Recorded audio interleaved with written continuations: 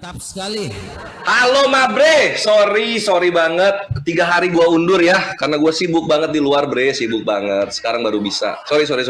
Mantap. Aman ya? Enggak apa-apa. Iya, katanya gua di framing Silakan. takut katanya. Lu framing gua takut sama lu katanya.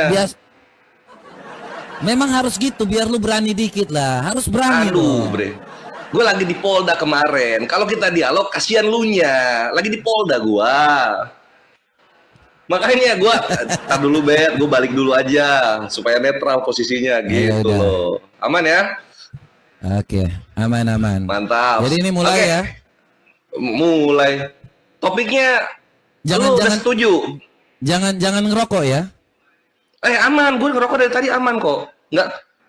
Nggak kenapa-napa. Jangan di sini dong. Gua 18 ke bawah soalnya. Lu 18 ke atas, gua 18 ke bawah.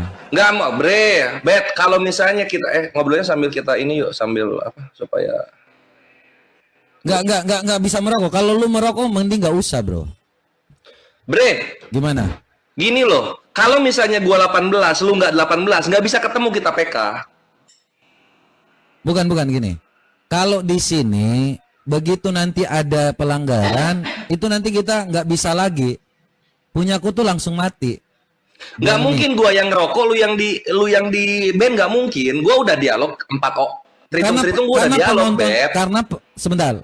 Karena penontonku itu pasti yang namanya penontonku di 18 ke bawah.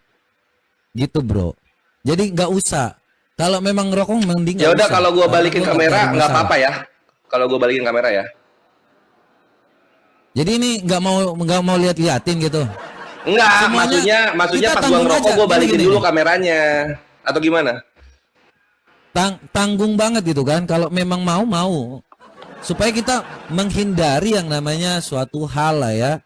Jangan sampai ada aturan ini. Kalau nggak boleh. Masa harus supaya nggak ada aturan? Lu ini bikin aturan ke gua. Nggak ada aturan, lu bikin aturan. Ya udah gini deh. Gini. TikTok, Bro, ini. Iya. Ya udah gini. Kita match dulu sekali biar gua nyedot rokok untuk 2 jam ke depan, oke? Kita match dulu sekali nih. Ya udah, oke. Nah, sambil kita nyiapin data kan gitu. Ini gua balikin kameranya, Oke, silakan. Tuh lu lihat tuh. Oke, gua ini tuh. Jadi ini, ini play dulu. Nanti tetap ya, moral Tuhan ya ini judulnya. Iya, Pak, mantap. Dia ingat. Oke, jadi ini apa? Nanti lu yang duluan, gue yang tutup gitu. Biasa ya, seperti biasa ya. Nggak bisa dong, Bre. Kalau gua mulai, gua tutup. Lu mulai, lu tutup. Karena kalau mulai lu duluan, maka nanti penutup lu terakhir. Atau jadi gimana? Mau pakai dulu, lu gue juga tutup terakhir. Ya iyalah. Terserah, gue juga ikut. Jadi gue mulai, gue tutup juga. Iya, tapi nanti gini, Bet. Karena kan nanti misalnya lu mulai, lu tutup terakhir. Artinya pas nanti jadi di sesi rebutal 10 menit.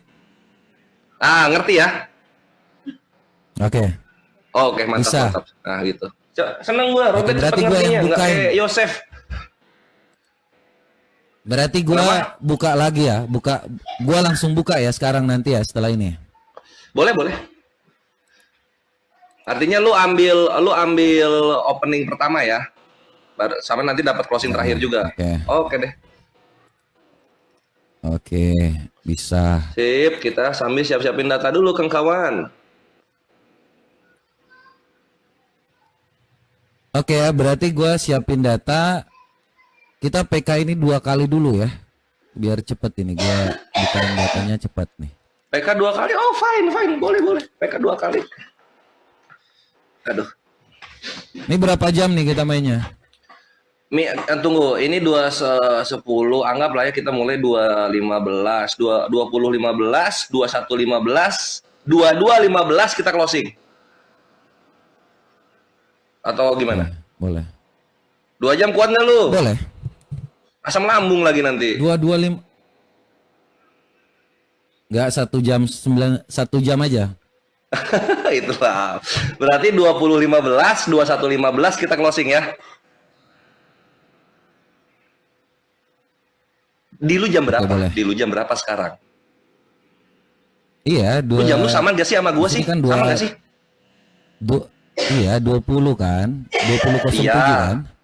Iya, ini kan kita mau apa? Mau PK sekali lagi nih buat nyiapin data. Ya nggak? 2015 dong mulai. Oke. Mm-mm. Sampai 2115 kita closing. Oke, gini aja 21.30 deh selesai biar cepat kita. 21.30 ya. Supaya 1 jam 15 menit. 21.30. Pas 30-nya apa? Baru closing atau beres closing? Terserah lah nanti gimana Ih, lah. lu tuh Kalau gimana? udah- Kita tuh pokoknya nggak tahu. Kita tuh nggak tahu. sebelumnya, sebentar. Nanti gini aja, mau main sampai berapapun pada intinya udah ada dekat-dekat 21.30 itu udah mau berhenti aja. Gak usah yang terlalu banyak inilah, ya kan? Cair aja gitu kan.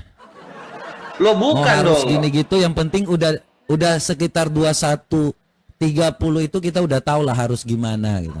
Ya udah 21.30 berarti kita langsung closing, kan gitu. Oke.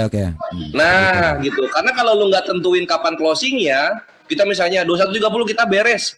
Lah kita nggak tahu closingnya kapan, bisa ngaret nanti. Gitu loh maksud gua. Sip dah. Oke, silakan.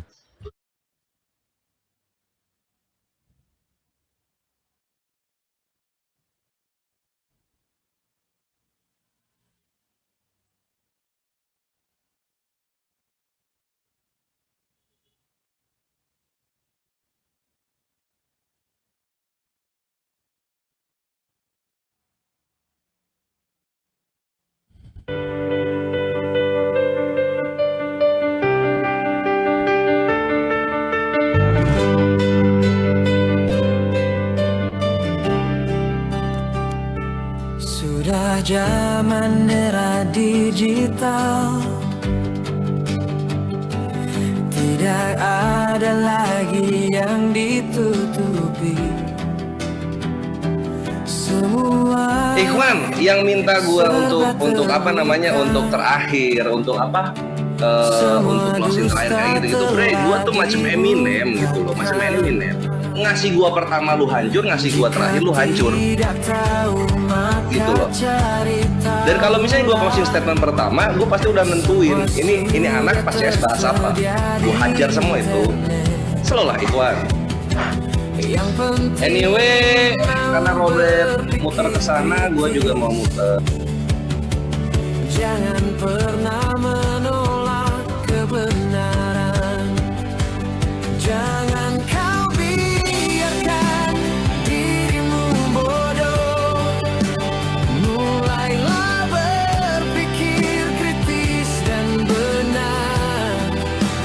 Hilangkanlah semua mantra jahat, karena mantra itu membelenggumu.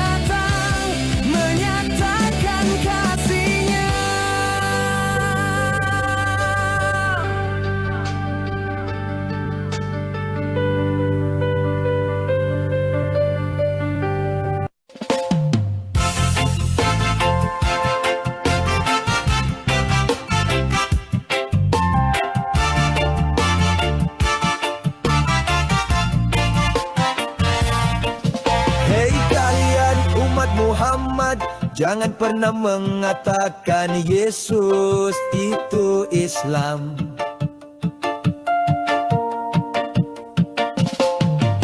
Hei kalian umat Muhammad, berhentilah membuat framing Yesus itu Islam.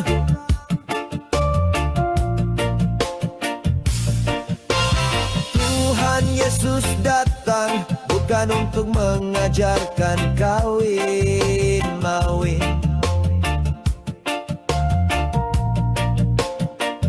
tetapi Tuhan Yesus datang untuk mengajarkan kasih Allah yang besar.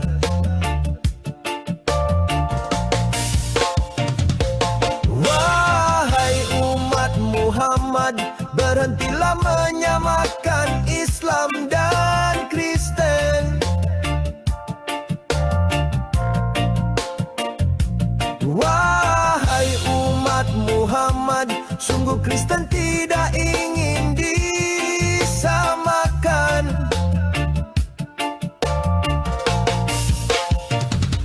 Ajaran Kristen mengajarkan kasih, sedangkan Islam mengajarkan berjihadin. Ajaran Kristen mengajarkan kebenaran, sedangkan Islam mengajarkan tigaan. Ya, balik dulu kamera. Oke ya. Flip kamera. Sip.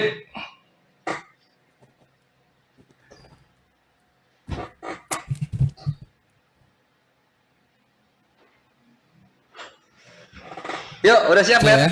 Yuk. Oke. Siap. Gimana Calvin, udah siap? Gini Bet, kalau opening sama closing kita nggak nyebrang ya, kita nggak nyebrang gitu. Kita base apa fondasi kita dulu, oke? Sejak awal kita juga kayak gitu. Oke. Sip, pinter. Aman, Calvin. Oke, yuk. Tahu kok. Siap Robert. Gak usah ngajarin. Nggak, gue make sure. Oke ya. Ya, shalom buat teman-teman semua ya. Ketemu lagi kita dalam kasih karunia Tuhan Yesus Kristus ya. Hari ini baru terjadi lagi ya setelah lama menunggu Kores atau Calvin ini untuk mau diajak debat ya. Jadi puji Tuhan hari ini kita debat ya tentang moral Tuhan ya. Jadi kita sampaikan ini bagaimana tentang moral dari setiap Tuhan ya. Jadi apapun yang ada dalam dunia ini, kita mengetahui bahwa Allah itu kasih. Ya. Dengan kasih, kita tahu bahwa Allah itu mau walaupun itu adil. Kalau kita baca dalam Kejadian, kenapa Allah tuh sejak zaman Nuh, ya Kejadian 6, ya Allah tuh begitu yang namanya mau untuk walaupun dia kasih, dia mau dengan kasihnya itu dia juga adil. Ya. Kejadian 6 ayat 13, berfirmanlah Allah kepada Nuh, aku memutuskan untuk mengakhiri hidup segala makhluk, sebab bumi telah penuh dengan kekerasan oleh mereka. Aku akan memusnahkan mereka bersama-sama dengan bumi. Jadi kenapa Allah itu juga adil? Kenapa Allah tidak suka dengan kekerasan? Allah itu kasih. Ya, dalam Ulangan 6 ayat 5 pun, ya, di sini kalau kita membaca, Allah itu selalu mengatakan, ya, kasihilah Tuhan Allahmu dengan segenap hatimu, dan dengan segenap jiwamu, dan dengan segenap akal budimu. Ya, jadi Allah yang mengasihi manusia itu pasti memerintahkan tentang kasih. Makanya firman yang menjadi manusia, ya, itu datang supaya kita mengetahui tentang ajaran yang nyata. Di dalam Perjanjian Lama, segala nubuatan dan sejarah bangsa Israel itu disampaikan, ya, melalui bangsa Israel lah akan turun firman yang menjadi manusia, yaitu Yesus Kristus sang juru selamat. Ya, makanya Allah begitu mengasihi bangsa Israel dan biji mata Allah, bangsa Israel itu. Ya, kemudian turunlah Yesus Kristus dan Yesus Kristus pun mengajarkan tentang kasih. Ya, karena begitu besar kasih Allah akan dunia ini sehingga ia mengaruniakan anaknya yang tunggal supaya setiap orang yang percaya kepada kita semua itu tidak binasa, kepada Allah tidak binasa, melainkan beroleh hidup yang kekal. Itulah Allah yang kasih. Perbuatannya nyata, perbuatannya dengan moralnya dia menyatakan kasih. Allah selalu mengasihi manusia. Makanya sampai hari ini ya, kalau kita baca lagi di dalam Matius 28 ya, sebentar, Matius 28 ayat 19 sampai 20 ya. Setelah Yesus mengajarkan kasihnya, dia pun mengajarkan kepada murid-muridnya. Ya. Karena itu, pergilah dan jadikanlah semua bangsa muridku dan baptislah mereka dalam nama Bapa, Anak dan Roh Kudus, dan ajarlah mereka melakukan segala sesuatu yang telah kuperintahkan kepadamu, dan ketahuilah aku menyertai kamu sampai akhir zaman. Ya, amin ya. Jadi kita mengetahui itu, dan kenapa bisa ada Roh Kudus ya? Tuhan Yesus sudah katakan di dalam ini ya, Yohanes 14 ayat 16 dan 17 ya, kita bukakan dulu Yohanes 14 ayat 16 dan 17. Ya, jadi di sini Tuhan Yesus sudah katakan bahwa aku akan meminta kepada Bapa dan memberikan kepadamu seorang penolong yang lain supaya menyertai kamu selama-lamanya. Jadi kita itu menyembah Allah yang kasih itu, Bapa, Putra dan Roh Kudus. Ya, Bapa menjadi tujuan kita, Yesus menjadi jalannya, dan Roh Kudus yang menuntun kita untuk menjadi lebih baik lagi. Puji Tuhan, segala sesuatu yang disampaikan ini, makanya tidak ada lagi setelah Tuhan Yesus datang mengabarkan kasihnya, mengajarkan kasihnya, tidak ada lagi yang namanya banjir seperti Nuh. Ya, jadi ketika semua digenapi dalam perjanjian baru, ya, Tuhan Yesus telah datang, semua tidak ada lagi, tinggal menunggu kedatangan Tuhan Yesus yang kedua kali lagi. Tidak ada lagi banjir, tidak ada lagi yang namanya hal-hal seperti yang dilakukan pada zaman Nuh. Ya, mungkin itu dulu pembukaan tentang moral Allah yang kasih. Jadi kasih Allah dalam kekristenan itu dengan moralnya adalah mengajarkan kasih. Ya, saya kira demikian. Ini yang dapat saya sampaikan. Nanti kita akan mendengar apa yang disampaikan oleh Calvin selanjutnya tentang moral dari Tuhan Islam seperti apa. Ya, saya kira demikian. Shalom, Tuhan Yesus memberkati. Mantap, mantap. Oke. Belum ya? Tunggu.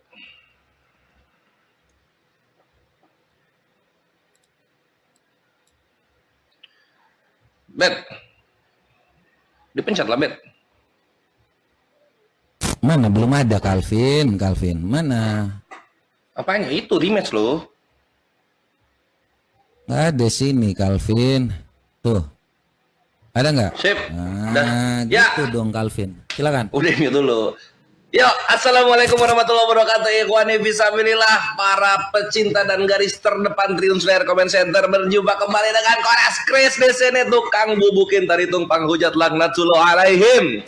Dan sebagaimana yang bisa kita lihat, berjumpa kembali dengan Robert. Robert sepertinya sudah sembuh dari traumanya melawan Kores, sehingga baru ngajak lagi dialog sekarang gitu, ikhwan gitu. Dan gue melihat Robert udah sembuh dari traumanya karena dia udah berani framing gitu. Kores takut ketemu Robert katanya. Aduh, takut ya. Gue ini mengasihimu, Bet gitu. Kemarin gue posisinya lagi bareng-bareng sama ya adalah gue lagi di Polda gitu loh. Nggak enak kalau misalnya gue layani lu pas lagi di Polda kan gitu. Nah, maka dari itu waktunya baru bisa sekarang. Kita dialog sekarang mengenai ajaran moral dari Tuhan semesta alam gitu. Nanti Kristen menjelaskan Kristen, Islam menjelaskan Islam, atau mengenai moral lah yang diajarkan. Daerah situlah. Sekarang kita masuk mengenai Islam, ikhwan. Sekarang kita masuk mengenai Islam. Moralitas yang diajarkan oleh Allah Subhanahu wa Ta'ala ditegaskan dulu di surah pertama dalam kitab suci Al-Quran gitu. Yang dimana Allah berfirman, Bismillahirrohmanirrohim. Dengan nama Allah yang maha pengasih, lagi maha penyayang gitu. Itu dikunci dulu gitu. Jadi sebelum Allah menjelaskan segala hukumnya, larangan, kisah-kisah yang harus diambil oleh manusia semesta alam di sini, di bumi, maka Allah menetapkan dulu, memberitahukan dulu, disclaimer dulu bahwa Tuhan yang memberikan firman ini kepada nabi terakhir, nabi penutup, itu adalah Tuhan yang maha pengasih lagi maha penyayang. Di surah Al-Fatihah ayat pertama.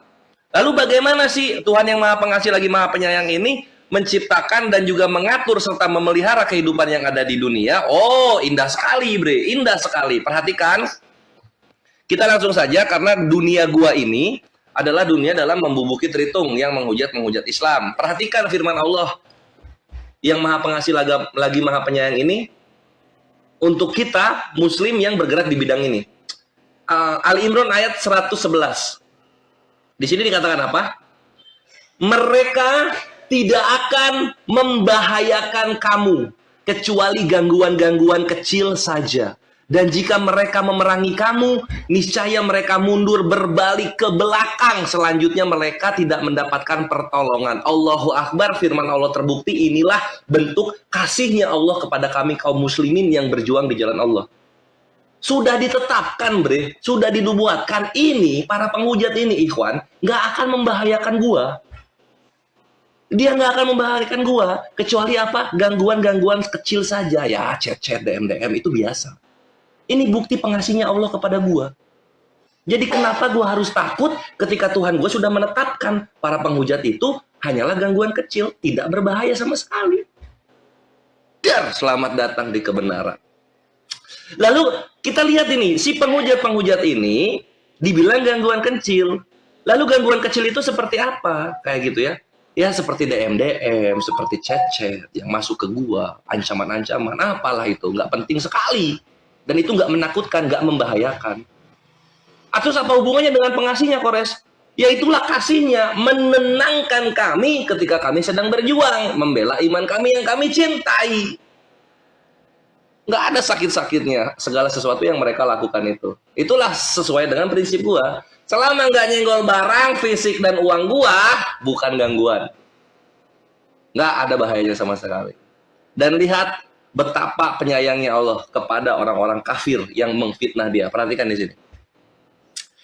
Ini di Musnad Ahmad 18807, ikhwan. Perhatikan. Rasulullah Shallallahu Alaihi Wasallam bersabda, tidak ada yang lebih sabar atas suatu hinaan daripada Allah Azza wa Jalla. Dia dipersekutukan dan dituduh apa? Punya anak. Namun dengan kesemuanya, maksudnya tuduhan dan persekutuannya manusia itu, dia, Allah Subhanahu wa Ta'ala, tetap memberikan kecukupan, menolak bala dari mereka, dan memberikan rizki kepada mereka. Jadi orang kafir mau bilang Tuhan punya anak, tetap Allah kasih rizki kepada mereka. Padahal fitnah loh. Padahal dia fitnah, tapi tetap Allah kasih rizki. Jadi terbukti bahwa Tuhan kamilah yang maha pengasih lagi maha penyayang. Itulah Islam, Abre. Thank you.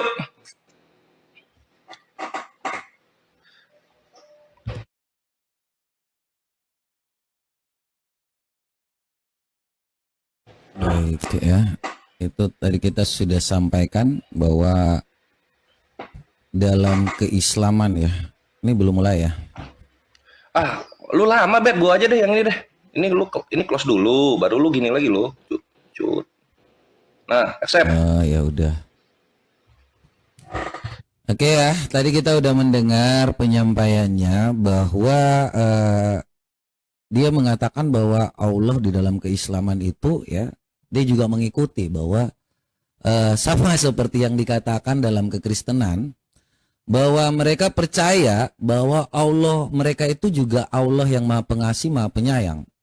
Padahal dengan jelas bahwa kita mempunyai Allah yang berbeda. Ya, Allah tuh boleh banyak, tetapi kebenaran itu hanya datang dari Allah Abraham, Allah Ishak, dan Allah Yakub. Ya, kalau kita melihat bahwa yang dikatakan di dalam surah An-Naml ayat 91 jelas di sini ya, tidak pernah ada dari bangsa Israel atau bangsa Yahudi yang menyembah Tuhan di negeri Mekah. Ya, jadi kalau kita melihat Tuhannya Muhammad dengan Tuhannya bangsa Israel itu berbeda. Ya, Muhammad hanya diperintahkan menyembah Tuhan di negeri Mekah. Ya, ini adalah klaim Muhammad dan ini adalah klaim Al-Quran. Ini Allah yang mengatakannya langsung. Aku Muhammad dengan mengkopi perkataan Muhammad, aku diperintahkan hanya menyembah Tuhan di negeri Mekah yang dia telah menjadikan suci segala sesuatu adalah miliknya. Jadi kalau Muhammad mengatakan seperti ini, Allah pun mengikuti. Dan Allah bersama Muhammad itu semacam satu, guys. Ya, taat sama kepada Muhammad itu juga taat kepada Allah. Kalau kita melihat bahwa apa yang ada dalam keislaman, ya, menaati Muhammad sama dengan menaati Allah. Jadi tidak pernah terpisahkan antara Allah dan Muhammad. Itu sangat jelas ya, kalau apapun yang kita lihat, kemudian yang lebih menariknya lagi ya tentang kasih. Tetapi saya nih coba untuk melihat moral Allah dan nabinya itu sama. Ya. Kalau saya tidak melihat yang namanya moral Allah untuk perempuan bagi Islam. Ya, ketika waktu si Kores tadi mengatakan bahwa oke, nanti Allah akan yang namanya kalau dalam berperang, Allah akan yang namanya membantu dia dalam segala hal. Itu Allah yang Maha Pengasih membantu dia. Tetapi Allah tidak mengasihi yang namanya perempuan. Bahkan Allah menganggap bahwa perempuan itu sama seperti mungkin seperti binatang. Kalau kita baca, ini Aisyah sendiri yang mengatakannya ya. Jadi kalau kita lihat di dalam Sahih Bukhari 481, ya teman-teman baca ya, Sahih Bukhari 481. Di sini dikatakan telah disebutkan dari sisinya, ya, memutuskan untuk sholat, ya, yang dapat memutus sholat adalah anjing, keledai, dan wanita. Aisyah sendiri mengakui bahwa sungguh kalian telah menganggap, Aisyah pun berkata bahwa sungguh kalian telah menganggap kami, kaum wanita, sebagai anjing. Sebagaimana anjing, teman-teman. Jadi ini jelas. Allah menganggap wanita itu seperti, Allah dan Muhammad sendiri menganggap wanita itu seperti anjing. Ya, kalau kita lihat, ini Aisyah juga mengakui ya. Makanya kalau dibilang ada poligami, dibilang adanya otak setengah, bisa dipukul, ya.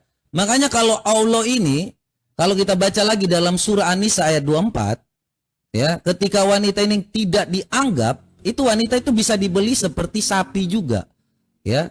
Teman-teman bisa melihat ya.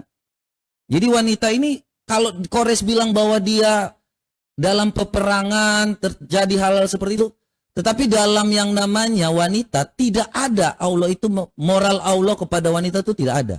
Diharamkan menikah kecuali bersuami. Hamba sahaya perempuan-perempuan yang kau miliki ketetapan Allah dihalalkan bagimu. Demikian juga dengan hartamu, kamu menikahinya bukan untuk berzina, maka kenikmatan, jadi kenikmatan yang telah kamu dapatkan dari mereka, berikanlah mas kawin. Nah, ini suatu hal yang bertentangan dengan Allah yang kasih. Ya, kalau perempuan itu di dalam kekristenan dikatakan bahwa demikian juga suami akan mengasihi istrinya sama seperti tubuhnya sendiri. Siapa yang mengasihi istrinya, mengasihinya dirinya sendiri juga. Jadi Allah yang nyata itu mengasihi antara perempuan dan laki-laki. Makanya pertanyaan saya untuk Kores, ya, kenapa Allahmu mengatakan bahwa persaksian dua orang wanita dianggap satu lelaki? Kenapa moral Allahmu mengatakan kesaksian wanita, dua wanita dianggap satu laki-laki? Apakah perempuan itu memang dianggap binatang? Kutanya. Silakan dijawab, Pak. Oke, thank you pertanyaannya. Tunggu. Gue mau buka ayat. Oke. Thank you buat teman-teman yang udah selalu support. Thank you ya buat Pak Tobias, Pak Akunku Kecil, Bang Hen. Thank you, thank you.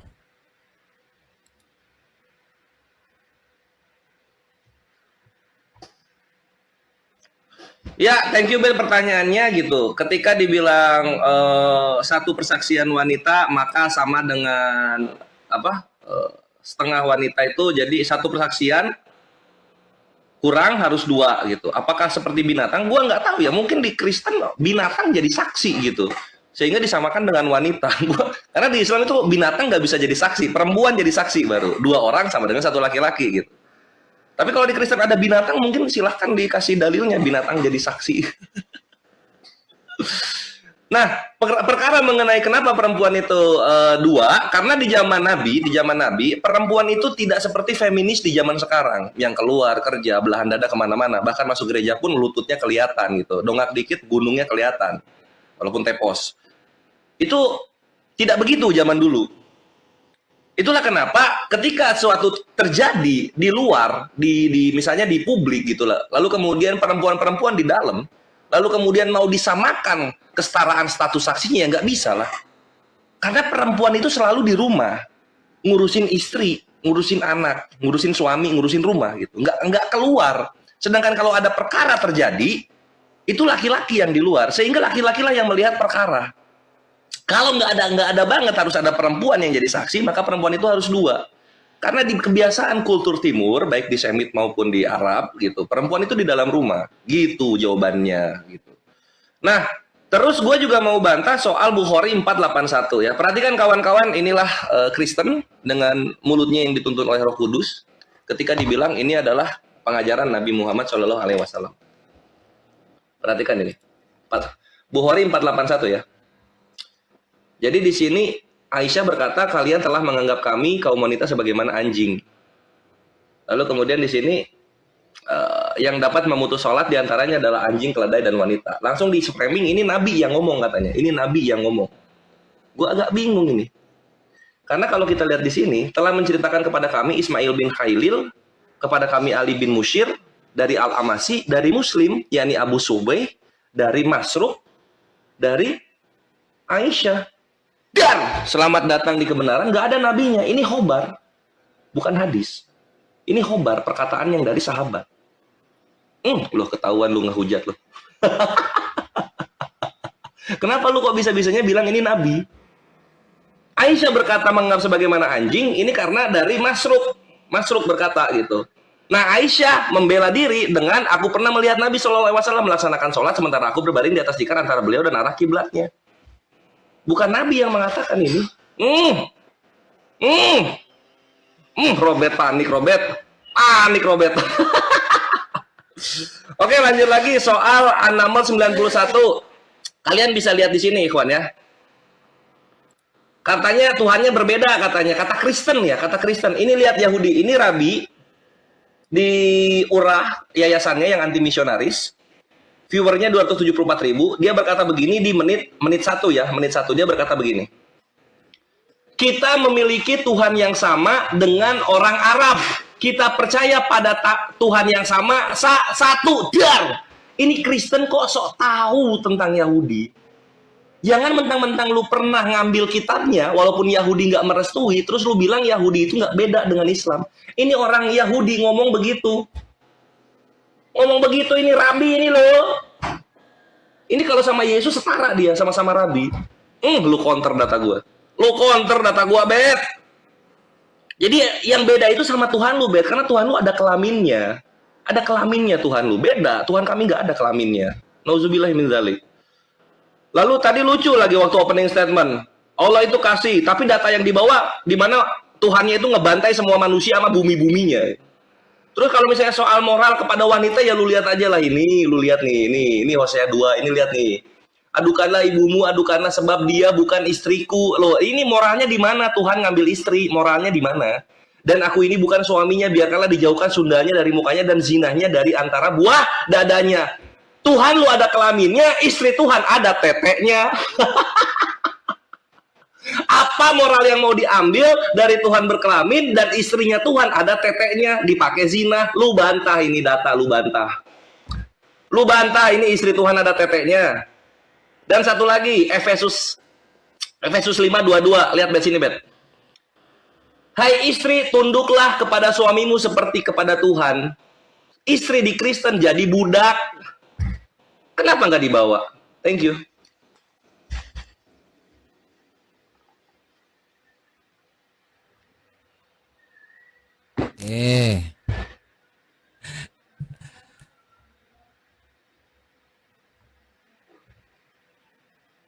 Oke ya, sudah jelas tadi ya. Dia tidak menerangkan apa-apa ya dan tidak membantah. Kalau ini yang Aisyah katakan seperti itu, telah disebutkan bahwa memang Aisyah mengaku Kalau memang Islam itu membantah atau ajaran nabimu tidak menganggap perempuan seperti yang anjing ini, ya, kenapa perempuan itu tidak bisa yang namanya pergi sholat Jumat? Tidak diwajibkan. Ya, itulah perbedaan bahwa Allahmu tidak menghormati yang namanya perempuan. Moral Allahmu kepada perempuan sama seperti moral nabimu kepada perempuan. Ya, makanya kalau Anda di sini tidak ada bantahan. Ini hanya bantahan Aisyah. Tetapi kalau kutanya, apakah perempuan itu wajib sama seperti yang namanya laki-laki pergi beribadah Jumat? Tidak. Kau hanya bisa membantah seperti itu. Perempuan kalau sudah dibeli, ya kalau sudah dibayarkan, apa keuntungan perempuan? Tidak ada dalam keislaman. Ya, kalau kita lihat di sini, ya dalam An-Nisa, surah An-Nisa ayat 34 ya. Kalau teman-teman baca ya surah An-Nisa 34, laki-laki itu pelindung bagi perempuan karena Allah melebihkan sebagian dari mereka atas sebagian yang lain, dan karena mereka telah memberikan nafkah hartanya perempuan, ya perempuan yang saleh, mereka taat kepada Allah dan menjaga dirinya ketika suami tidak ada, karena Allah telah menjaga mereka. Perempuan-perempuan yang kamu khawatirkan akan nusyus, hendaklah kamu diberikan nasihat kepada mereka, ya tinggalkanlah mereka. Bila kalau perlu pukullah mereka. Ini pukul saja juga bisa ini. Ya, baca aja nih, pukul aja. Makanya nggak ada kasih di dalam keislaman terhadap yang namanya perempuan. Ya, perempuan itu dianggap sebagai otak setengah. Ya, dianggap sebagai perempuan itu tidak ada harganya. Jadi kalau kita jawab dulu ya, tadi terkait dengan Hosea, ya, itu makna ibu itu sebagai bangsa Israel, teman-teman. Bangsa Israel biasa itu menyebut, jadi kalau Anda mau membuat framing makna Alkitab, maka Anda harus mengerti tentang alegori. Ya, ia bukan suami. Jadi kalau kau mau menjawab tentang hal yang namanya kekristenan, harus memahami dan mengerti ya makna-makna yang ada. Bukan bahwa ini tentang kawin, bukan tentang moral. Tetapi Anda harus membaca segala sesuatu itu sejak awal dan sejak semula nih. Sebab ibumu ini adalah bangsa Israel. Adukanlah ibumu nih. Bukan istri-istriku. Ya, dan aku ini bukan suaminya. Biarlah jauh persundalannya. Jadi ini tentang penyembahan terhadap berhala. Ya, bukan yang namanya tentang ini makna aslinya. Makanya tidak memahami. Kalau kalian ya saya ngerti lah ya. Nabi kalian mengatakan kalian juga manusia buta huruf ya, umat-umat buta huruf seperti yang dikatakan dalam Sunan Nasai 2991 ya, bahwa Islam adalah umat-umat buta huruf. Jadi saya mohon mengerti juga ya, kalau seandainya kalian tidak memahami dan mengerti ya, kalau Islam itu 211 ya, sorry. Ya, Islam adalah umat yang buta huruf dan tidak memahami. Nih. Sesungguhnya Islam adalah umat yang buta huruf. Islam tidak bisa menulis, tidak bisa menghitung. 1 bulan ini begini. Ya, makanya dari tadi lagi ku sampaikan bahwa kau membaca Efesus itu ya, kita takut akan Tuhan. Suami dan istri itu adalah satu. Dalam satu kedagingan mereka harus saling mengasihi. Tetapi dalam keislaman ya, tidak ada perempuan itu dihargai. Poligami itu bukan keadilan. Kawin boleh 1, perempuan hanya boleh 1, tetapi laki-laki 4. Keadilan Allahmu kepada perempuan itu tidak ada. Wanita bisa dipukul, sedangkan laki-laki yang dikatakan nusyus, apakah mereka bisa dipukul? Tidak ada. Segala sesuatu yang disampaikan di dalam Al-Qur'anmu itu sama seperti nabimu.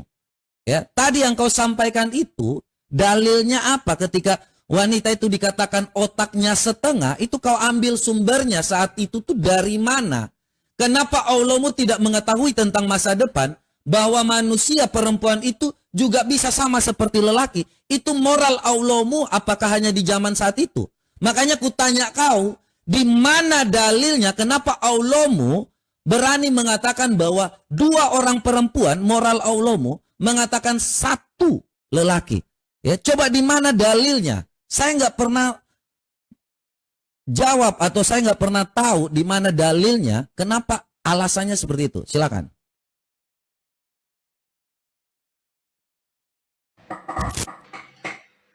Kan tadi udah gue jawab itu.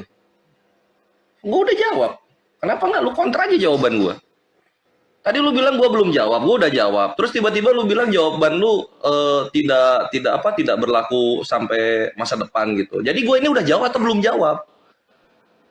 Lu maunya yang mana? Harus frame dong gitu. Harus Dalil. Harus firm gitu. Lu yang tahu tuh, lu yang tahu di mana datanya ketika ada persaksian wanita itu hanya 2 sedangkan laki-laki 1 itu. Ya lu yang bawa lah, lu yang nanya. Oke, sekarang gua lanjut. Nah, tadi pertanyaannya Robert tentang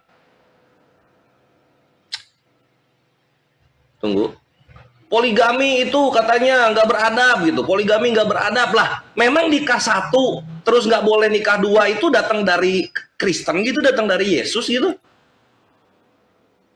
Emang, aduh, nih, ini udah. Lu baca ini nih.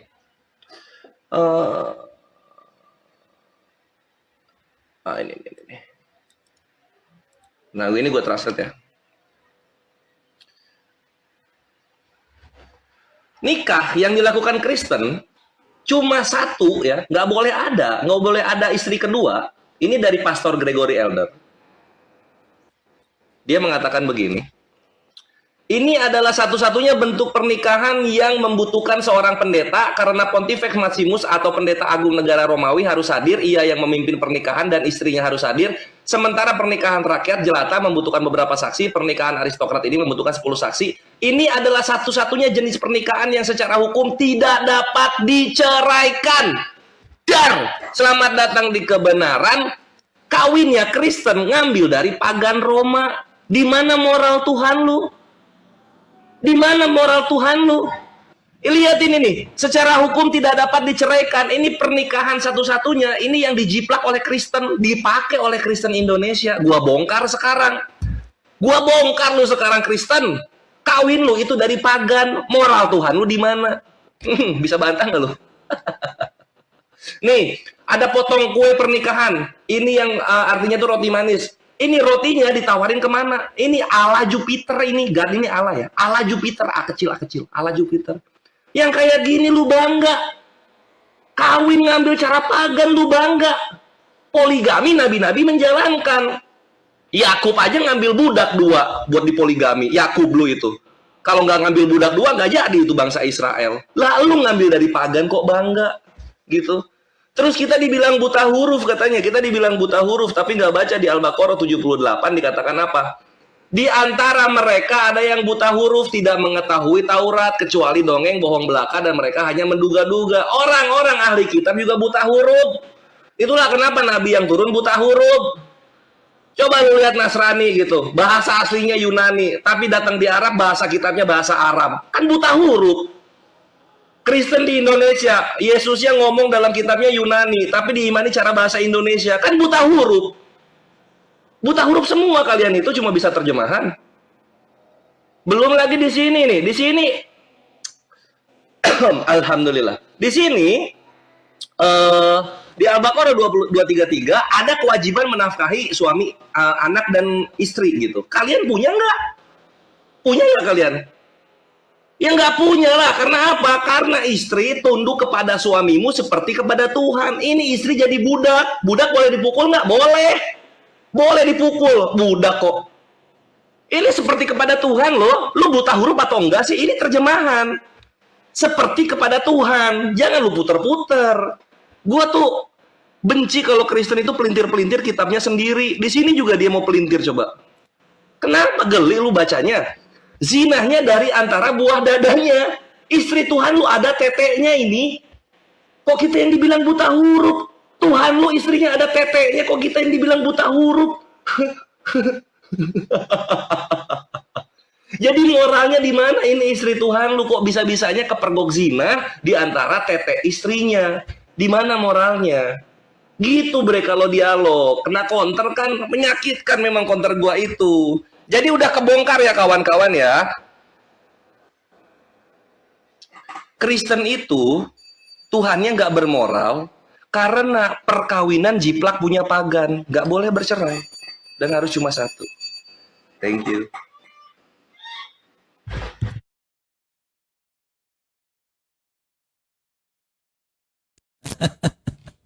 Oke ya. Oke, ya jadi saya jawab dulu langsung ya. Nih kalau dibilang tunduk, makanya baca ayat selanjutnya ya. Saya langsung simpel aja. Hai istri-istri, tunduklah kepada suami seharusnya di dalam Tuhan. Jadi sangat jelas ya. Anda tadi saya hanya minta membaca. Hai suami-suami, kasihilah istrimu dan janganlah berlaku kasar terhadap dia. Gak boleh di dalam kekristenan. Gak boleh main pukul seperti dalam Anisa 34. Boleh main pukul ini Anisa 34. Mentang-mentang jadi suami. Ini karena ya perempuan ini dianggap otaknya setengah oleh Allah dan nabinya. Nih ya, dalam surah Al-Baqarah ayat 282 sangat jelas di sini. Dan persaksian 2 orang saksi laki-laki di antara kamu. Jika tidak ada 2 orang saksi laki-laki, maka seorang laki-laki dan 2 orang perempuan. Di antara mereka, ini dianggap otaknya setengah. Nih dalam Sahih Bukhari 2464, nih. Bukankah persaksian seorang wanita itu setengah persaksian seorang laki-laki? Maka wanita menjawab, benar. Beliau melanjutkan, itulah tanda akalnya setengah. Perempuan gak dianggap sama sekali oleh Nabi dan Allah. Hanya dijadikan sebagai pemuas nafsu. Ya, kalau kau kawin, kau harus bayar mahar, kau boleh nikmati, gaulilah istrimu dari cara manapun. Ya, makanya kalau dibilang menggauli, ini dalam Tirmizi 1375 jelas ya. Ya, kenapa perempuan itu dianggap otaknya setengah seperti ini? Akyu Gorila. Barang siapa menggauli binatang, maka tidak ada hukuman atasnya. Sama juga seperti menggauli istri. Tidak ada masalah. Kalau dibilang bahwa hal-hal yang namanya poligami, apa segala macam, itu hanya dalam keislaman. Tadi yang kau bawa itu, jelas kami mempunyai pernikahan hanya satu. Benar. Dibilang mana mencontohi pagan. Tidak ada pagan seperti itu. Coba kau kasih saya mana pagan Romawi yang seperti itu. Beda dengan yang namanya diajarkan Allahmu. Sudah mengatakan perempuan itu otaknya setengah. Ya, sudah berani mengatakan semuanya ya. Allah dan Nabi itu sama. Ya, wanita bisa dianggap dipukul ya. Masa kalian punya orang tua ya, contohlah ibu gitu kan. Masa mau dipukul itu, walaupun ada orang tua kalian yang namanya bapakmu, tetapi mau dipukul, ini dengan jelas ya. Kalau kita baca di Anisa 34, teman-teman bisa baca di sini, ya, pukullah, ya, masa main pukul ini kok bisa, ya, makanya nggak punya moral, nggak punya kasih Allahmu. Kubuktikan dengan apa? Tadi kau mau bilang sama, nih ya, terkait dengan Allahmu berbeda dengan Allah Abraham, Allah Ishak, Allah Yakub. Ini dalam surah Al-Maidah 51, ini pernah kasus yang memenjarakan Pak Ahok, ya. Kalau memang Allahmu sama, kenapa dalam surah Al-Maidah 51 ini dikatakan, wahai orang-orang beriman, janganlah kamu menjadikan orang Yahudi dan Nasrani sebagai teman setiamu. Kau membantah, Allahmu sendiri membantah bahwa mereka satu sama lain akan saling melindungi. Kau lebih percaya Allahmu atau tadi Rabi yang tadi itu? Allahmu saja itu membenci Yahudi dan jangan suruh berteman. Allahmu saja tahu bahwa Yahudi dan Nasrani itu berteman untuk saling melindungi. Allahmu tahu. Kau mau lebih bantah yang mana? Kau lebih percaya Allahmu atau Rabi yang tadi kau sampaikan di dalam YouTube-nya itu? Makanya ku tanya kau tadi apakah sama? Berbeda. Kenapa kau harus mendalilkan sama? Kalau memang berbeda, berbeda. Tuhannya orang Israel dengan Tuhannya bangsa Arab itu sangat berbeda. Nah, pertanyaan saya di mana dalilnya? Kenapa? Kenapa ini? Kenapa kalian itu Allahmu dan nabimu ya, kenapa tidak punya moral kepada perempuan dengan menganggap bahwa perempuan itu akalnya setengah? Apakah perempuan ini memang dianggap seperti binatang dan pemuas nafsu? Ya kan? Wanita bukan ini ya. Benar, beliau menjawab itu tanda akalnya setengah, bro. Ini moral Allahmu. Coba kau sampaikan kenapa moral Allahmu mengatakan Dan Nabi mau mengatakan bahwa perempuan itu otaknya setengah, itu tanda setengah akalnya. Kenapa? Saya ingin tahu dulu. Ya, silakan. Dalilnya ya, dalilnya, silakan. Iya, nanya dalil tadi, dia udah nanya dalil tadi. Di mana dalilnya tadi, bro? Tadi lu bawa dalilnya itu Bukhari tadi. Ya, kenapa dianggap setengah otaknya, bro? Ngerti nggak pertanyaannya? Ini kan tentang moral. Allah menganggap bahwa perempuan persaksiannya harus 2, laki-laki 1. Artinya perempuan otaknya setengah nih. Nah, ini moral Allahmu kenapa menunjukkan bahwa perempuan itu dianggap otaknya setengah? Kenapa nggak setara, equality before the law? Semua sama di mata. Oke, gue jawab hukum. ya. Silakan.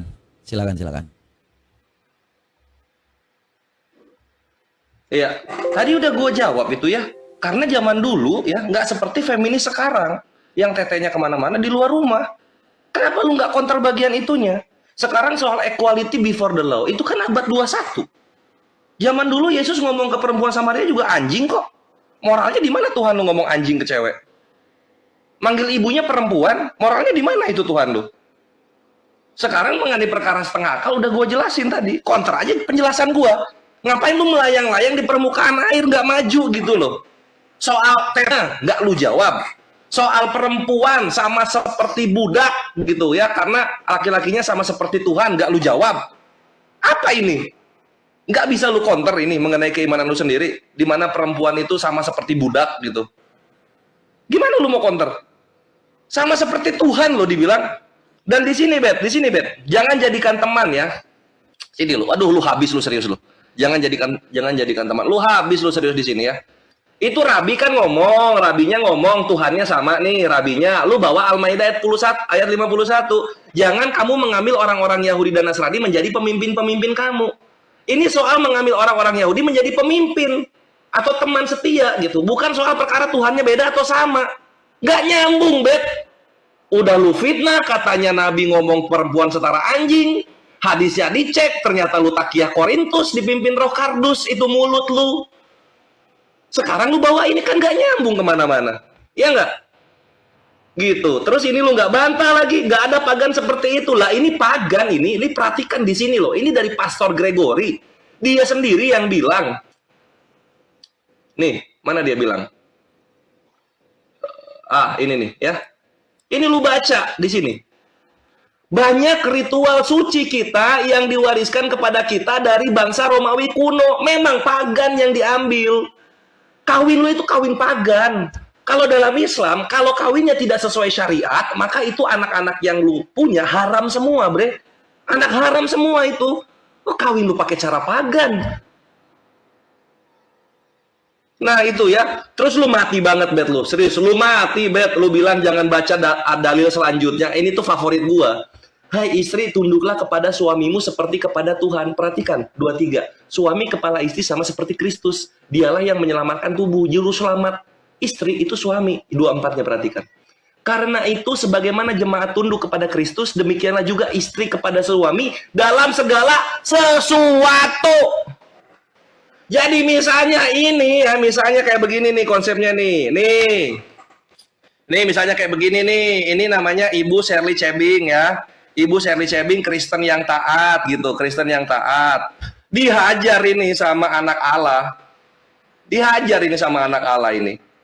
Katanya Islam yang boleh pukul istri katanya. Ini istrinya salah apa sampai dipukulin? Ya karena ini, bre. Dalam segala sesuatu harus tunduk. Jadi kalau istri dipukulin, ya itu sama seperti Tuhan ngebantai Amalek. Sama itu fix. Perhatikan ini kelakuan Tuhan lu yang penuh kasih ini. 1 Samuel ya. 1 Samuel 15 nomor 3. Nah ini. Pergilah sekarang, kalahkan orang Amalek, tumpaslah segala padanya, dan janganlah ada belas kasihan kepadanya. Bunuhlah semua laki-laki maupun perempuan, bukan cuma dipukul. Dibantai ini perempuan, anak-anak juga dibantai, anak yang nyusu juga dibantai, lembu, domba, onta, keledai dibantai semua. Jadi Tuhan lu itu ya, segala hujatan lu dimakan mentah-mentah sama Tuhan lu sendiri, Bet. Tuhan lu ini, yang gak ada moralnya Tuhan lu. Coba, istri Tuhan lu aja nggak bisa jaga sopan santun. Apalagi Tuhan lu sendiri, perempuan dibantai, istri dipukul karena dia ada salah, ada nusyusnya nggak lu bahas. Ini perempuan salah apa sampai dibantai? Salah apa ini perempuan sampai dibantai? Coba, psikopat nggak ini Tuhan lu? Psikopat parah gitu loh. Kayak mana anjir ini lu nggak tahu agama lu sendiri? Kosa kasih gitu kan? Istri harus tunduk seperti kepada Tuhan, nggak lu bahas. Itu perempuan dibantai sama Tuhan lu sendiri di Amalek, nggak lu bahas gitu. Kenapa kalian tutup-tutupin yang seperti ini? Katanya Tuhannya bermoral. Kok ketahuan sama Kores aibnya? Katanya bermoral. Kok aibnya gua bongkar-bongkar? Di gereja nggak diajarin Tuhan lu bantai perempuan. Di gereja nggak diajarin Yakub ngawinin budak 2, nggak diajarin. Harus dari gua belajarnya. Sakit kan batin kalau kayak gitu, Mabre. Lanjut. Oke ya. Kalau hanya dari data-data blogspot ini berat ya teman-teman. Hidup ini kalau hanya ngambil dari data perkataan orang, sedangkan itu namanya ritual. Ketika kau ijab kabul pun apakah itu berasal dari Allah? Mau coba kau kasih dalil deh. Ya kalau tentang hal-hal seperti itu, ijab kabul itu di mana dalam Qur'annya? Setelah saya kawinkan, setelah saya terima. Jadi itu tentang hal-hal tradisi, Kores. Apakah itu yang namanya dia ngambil? Loh itu di mana dalam data, dalam Bible kami mengatakan seperti itu. Jadi mengertilah perbedaan antara ritual tradisi. Beda dengan Allahmu.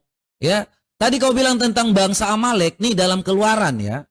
Saya baca aja ya supaya kau ngerti. Keluaran 22 ayat 21. Ya, nih peraturan tentang orang-orang yang tidak mampu. Ketika Tuhan mengatakan janganlah kau tindas, kau tekan orang-orang asing, sebab kamu pun dahulu adalah orang asing. Janganlah seorang janda kau tindas, ya, anak-anak yatim janganlah kamu tindas. Jikalau memang mereka, ya, jikalau kau menindas mereka, tentulah aku akan mendengarkan seruan mereka jika mereka berseru kepadaku dengan nyaring. Jadi Tuhan sudah menjelaskan dalam Keluaran 21 ini, beda dengan bangsa Amalek yang mau supaya bangsa Israel itu habis. Bangsa Israel itu Allah begitu kasih kepada bangsa Israel, makanya Allah yang berperang untuknya. Nih ya, kita baca dalam Keluaran 14 ayat 14. Nih. Tuhan itu berperang untuk bangsa Israel. Tuhan akan berperang untuk kamu dan kamu akan diam saja. Jadi Tuhan yang melakukan segala perkara yang terjadi pada bangsa Israel. Ya, dia memandang bangsa Israel itu apa yang dikasihinya adalah bangsa Israel, karena dari bangsa Israel yang akan keluar keselamatan. Ya, mereka akan menjadi bangsa yang besar. Dan kalau kita baca di dalam ini ya, Kejadian, ya. Ini Keluaran 22 lagi ayat 16 dan 17. Ini tentang apa yang Tuhan sampaikan kepada bangsa Israel. Ya. Oke. Bahwa mereka adalah, loh, kok hilang lagi ini. Oke ya. Mana tadi ini? Gak dapat. Oke, jadi kita lanjut aja karena supaya menghemat waktu. Jadi kalau kita melihat bahwa bangsa Israel itu adalah bangsa kesayangan, nanti kita akan ambil selanjutnya datanya. Karena ini tiba-tiba kebelah ya. Nah, kalau terkait dengan apa yang ada ya, ini tentang Allahmu. Kenapa? Saya nih nggak ngerti. Pada zaman dahulu itu memang tidak bisa perempuan itu bekerja. Berarti Allahmu tidak memikirkan tentang masa depan. Sampai hari ini hukum syariat itu perempuan dianggap otaknya setengah. Tidak pernah ada dinasak, tidak pernah dimansuk. Kalau kau ngomong tentang yang dulu, ya, bahwa perempuan itu tidak bisa yang namanya bekerja, kemudian sampai hari ini perempuan itu dianggap sebagai namanya perempuan itu otaknya setengah, tidak pernah dibantah, bro. Ya. Tidak pernah yang namanya bukankah persaksian ini tidak pernah dinasak mansuk. Makanya kalau kita lihat sampai hari ini hukum syariat itu menegaskan jika perempuan itu bersaksi harus 2 Ya sama dengan satu laki-laki. Kalau 4 baru yang namanya 2 laki-laki. Makanya kutanya, apakah ibumu itu otaknya setengah? Makanya bisa dianggap seperti itu. Allahmu tidak punya moral banget kepada wanita. Tidak menganggap wanita itu sebagai perempuan atau manusia yang seutuhnya. Tetapi menganggap perempuan itu adalah otaknya setengah. Ya, tidak ada yang namanya perempuan di dalam Islam itu dibenarkan. Sekali lagi, mau dari poligami, mau yang namanya sholat pun itu tidak dibenarkan. Bahkan yang segala sesuatu yang menyangkut darah dikit udah bisa kawin. Jadi udah akil balik, udah sikat aja gitu. Nah, saya nggak ngerti lagi di mana yang kau sampaikan itu, bahwa sampai hari ini kenapa mereka harus yang teteknya itu yang tadi kau sebutkan kan sekarang, ya zaman dahulu. Saya ingin tahu, ya yang saya sampaikan tadi ininya keluar apa segala macam. Di mana dalilnya? Saya minta dalilnya. Kenapa dia bisa setengah? Apa alasan Allahmu? Apa alasan Allahmu? Itu aja dalilnya di mana?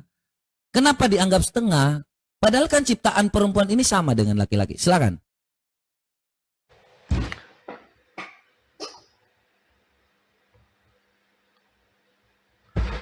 Wih, Robert nggak bisa counter kawan-kawan. Udah gua jawab itu dari awal. Nggak bisa counter dia, Bre. Pedih memang kenyataan yang ada ya. Perempuan di zaman sekarang ketika keluar badannya kemana-mana, pakaiannya kemana-mana, itu lu benarkan. Dalam Islam enggak dari awal sampai akhir. Dan coba sekarang tanya sama perempuan muslim. Kalian wahai perempuan muslim gua tanya nih, Kores tanya sekarang, mending disebut oleh Nabi kurang akalnya atau mending disebut oleh Tuhannya Kristen tunduk dalam segala sesuatu kepada suami seperti kepada Tuhan? Coba lu jawab. Bahkan cewek-cewek Kristen juga gua tanya, mending disebut kurang akal kalian atau mending tunduk dalam segala sesuatu kepada suami seperti kepada Tuhan? Jawab pakai otak kalian, pakai nurani. Jawab, Bre. Nggak ada moralnya sama sekali itu. Kalau kalian punya pikiran, nggak ada moralnya, tunduk kepada suami seperti kepada Tuhan dan dalam segala sesuatu. Nggak mungkin itu. Makanya ya, dalam kantong-kantong Kristen di wilayah Indonesia, banyak ada Kristen yang bercerai. Artinya apa? Mereka nggak mau dengan hukum tunduk dalam segala sesuatu kepada suami seperti kepada Tuhan. Fakta, Bre. Menyakitkan memang. Betapa hinanya hukum Tuhan diinjak-injak karena perceraian dalam Kristen sendiri. Betapa hinanya itu, Bet. Gitu. Sekarang lu bilang data gua blogspot katanya. Kena lagi lu. Tadi hadis gua dibilang dari Muhammad katanya, ternyata Aisyah yang berkata. Kena lagi lu di sini. Sini lihat. Sini. Mata sini, mata. Di sini ini Redland Daily Facts, ini .com, Bre. Bukan blogspot. Domainnya .com ya. Dan ini local news. Lu about, kalau lu mau nyari about-nya, lu bisa lihat di sini about-nya. About-nya lu bisa lihat di sini. Nih, about Redlands Daily Facts. Lu cari di sini nih. Cari di sini. Banyak ini, gitu.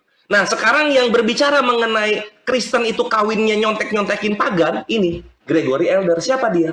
Dia adalah seorang penduduk Redlands, profesor dari sejarah dan kemanusiaan di kampus Moreno, Lembah Moreno. Dan juga siapa? Pastor Roma Katolik. Dar, selamat datang di kebenaran. Kawin lu tuh kawin pagan, kawin lu tuh. Jadi jangan sok-sokan bahas kawin ketika kawin lu nyontek dari pagan. Bangsa Israel aja ngawinin budak poligami jadi bangsa Israel. Ngapain lu ngambil-ngambil kawinnya pagan? Moral Tuhan lu di mana? Dibilang blogspot. Dibilang blogspot katanya. Lalu kemudian dibilang Tuhan kita nggak bermoral karena bilang punya akal. Apa wanita kurang akalnya? Ya walaupun bilang kayak begitu, tapi kan nggak dibantai ini perempuan. Lihat Tuhan lu ini, dibantai perempuannya. Katanya Amalek nggak mau Israel begini dan begitu. Kenapa harus dibantai? Katanya bermoral Tuhannya. Kok dibantai? Nggak cuma perempuan pula, anak-anak dibantai, bayi dibantai, domba salah apa domba dibantai? Moralnya di mana Tuhan lu? Coba dipikir moralnya di mana Tuhan lu. Katanya Tuhan Islam gak bermoral, tapi kok yang bunuh-bunuh perempuan Tuhan lu? Kok bisa begitu, Bet? Israel kesayangan, oke, kenapa dibantai ini perempuannya? Katanya kesayangan, kok dibantai? Gitu loh. Jadi gara-gara Israel kesayangan boleh ini perempuan dibantai. Nggak tenang itu, nggak tenang duduk lo, Bet. Jadi udah kebubukin semua ya. Sekarang kita bawa ke sini nih. Nah, ini berikutnya nih, kecacatan moral dari Tuhan lu ya, karena kita sebatas moral. Lukas 14:26. Jikalau seorang datang kepadaku, ia tidak membenci bapaknya, ibunya, istrinya, anak-anaknya, saudaranya, laki-laki atau perempuan, bahkan nyawanya sendiri, ia tidak dapat menjadi muridku. Apa hubungannya, Bet? Bet, apa hubungannya? Jadi murid Yesus, benci istri, benci orang tua. Moral Tuhan lu di mana kalau boleh tahu? Atau lu buta huruf? Oh, ini tuh ini kalau dibaca pakai mata rohani gitu kan, supaya buta mata asli lu. Ini nggak begitu, nggak benci gitu. Atau begitu bakal dibawa ke sana? Coba gue pengen tahu. Atau nggak diajarin di gereja benci-benci orang tua kayak gitu? Jadi taunya dari Kores. Kan tertulis tuh. Datang kepadaku, ia tidak membenci bapak, ibunya, istrinya dibenci. Moralnya di mana? Coba pengen tahu gua. Coba dijelasin coba. Kenapa Yesus benci banget kalau ada orang punya istri gitu loh? Kenapa? Kenapa Yesus benci banget kalau ada orang punya istri? Jadi pengikutnya, oh punya istri nggak bisa jadi pengikut saya, cerain dulu. Atau gimana? Agak kurang paham gua dengan moralitas Tuhannya Kristen ini. Aduh, kebongkar banyak bre di sini. Lu baru satu, gua udah delusinan gua bongkar aib Tuhan lu. Hehehe. Oke ya. Jadi masih dengan hal-hal yang namanya data dari seorang yang saya nggak kenal juga, Katolik atau yang dibawa tadi tentang profesor. Saya tidak melakukan itu.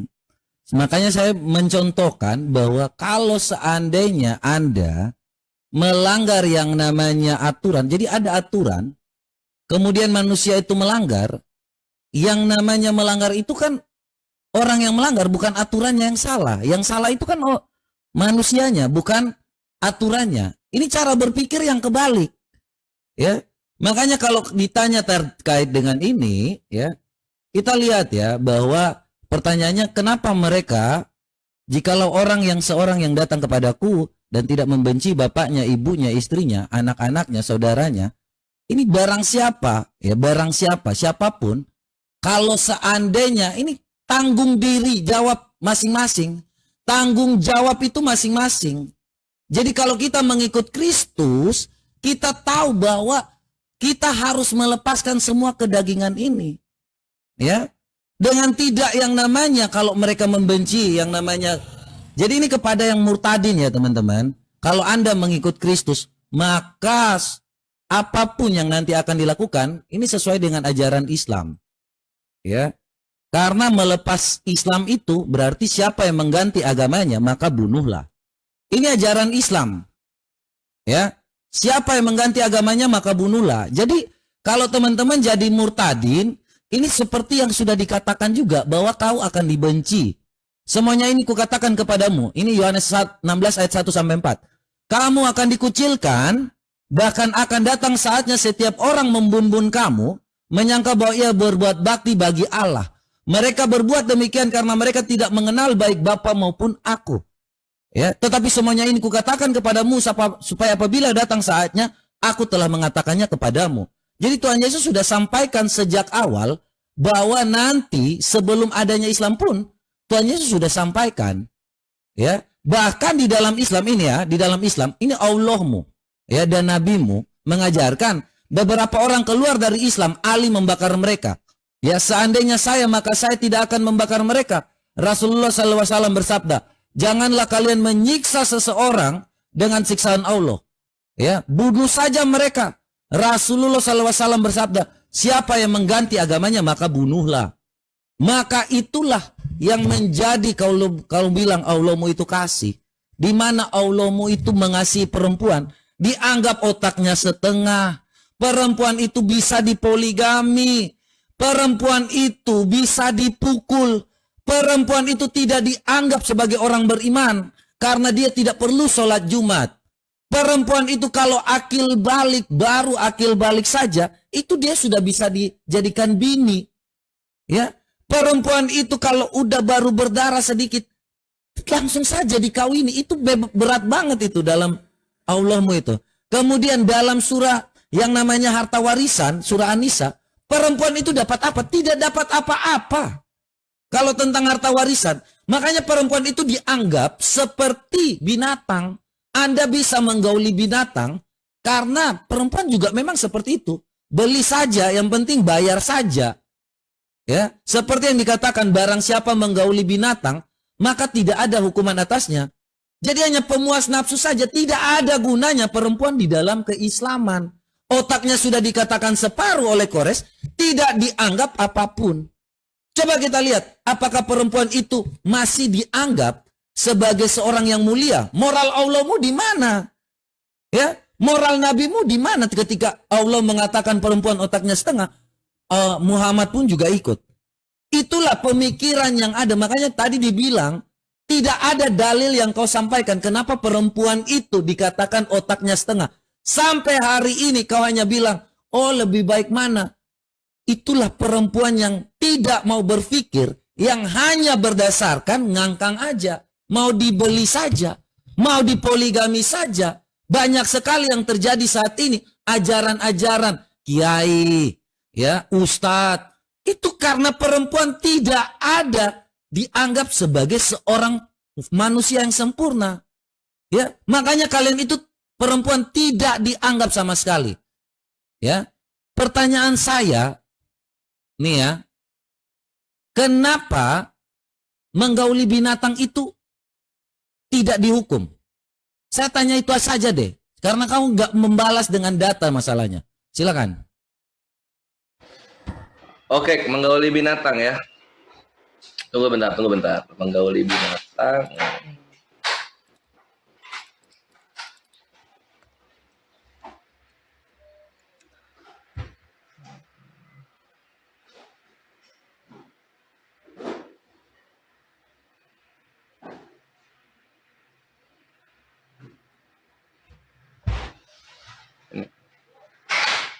Mana nih? Masuk, Bet. Itu ada di sini. Di Tirmizi 1375 gitu. Lu lihat di sini, Bet. Sini, kena lagi dia nih.